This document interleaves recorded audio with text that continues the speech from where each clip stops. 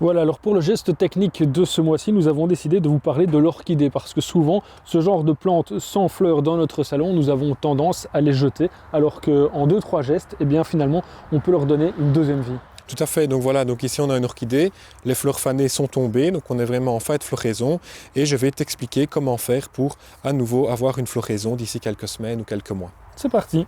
Donc concrètement, donc ici je vais d'abord enlever l'ancien tuteur qui est attaché donc avec 2 pinces et on va tout d'abord couper la tige. À quelle hauteur? Au-dessus d'un nœud. Donc en général, parce que chaque nœud potentiel est un endroit où l'orchidée peut repercer pour former une nouvelle tige. Donc on compte en général 3 nœuds. Donc on va recouper juste à ce niveau-ci. Voilà.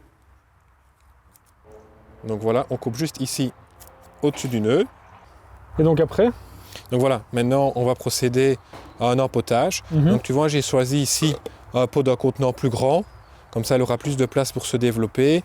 Et on va aussi rafraîchir les racines qui sont mortes. On a besoin d'un autre amendement, un nouvel amendement. Voilà. Donc ça, c'est un substrat ici spécialement conçu pour les orchidées. Donc on tu met peux un mettre peu en fond. une couche de drainage dans le fond.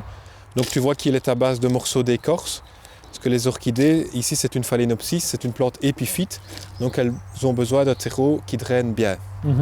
Donc maintenant, je vais procéder donc au dépotage. Donc tu vois, voilà, ça tu sépares l'ancien du nouveau. L'ancien terreau, voilà, ce sera pour évacuer.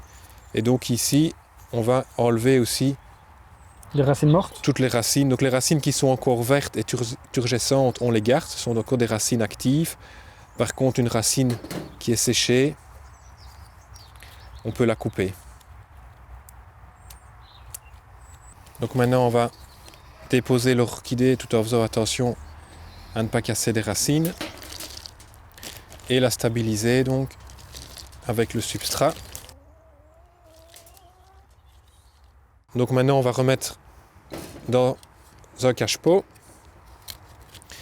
et on va placer cette orchidée dans un endroit avec une température un peu plus fraîche. De cette façon-là, on va induire l'orchidée aussi à refaire une fleur par après.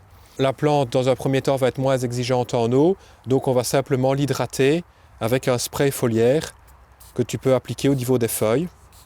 Voilà, parce que les orchidées respirent aussi par les feuilles. On imagine qu'à un moment donné, cette plante, on pourra la sortir de la pièce pour la remettre dans notre salon. Tout à fait, donc tu vas la remettre dans la pièce de séjour par exemple, à la lumière, mais pas à la lumière directe du soleil. Et dans cette pièce-là, il y fera plus chaud, donc une température supérieure. Et on va pouvoir faire des arrosages d'engrais plus réguliers en faisant attention aussi à éliminer l'excès d'eau d'arrosage pour ne pas laisser l'orchidée badigeonner dans de l'eau. Et on imagine qu'à ce moment-là, ou en tout cas on l'espère, il y aura floraison. C'est à ce moment-là qu'on met le tuteur, qu'on remet le tuteur. Voilà, donc le tuteur va simplement servir à maintenir la tige qui sera plus lourde avec les fleurs. Merci pour toutes ces explications.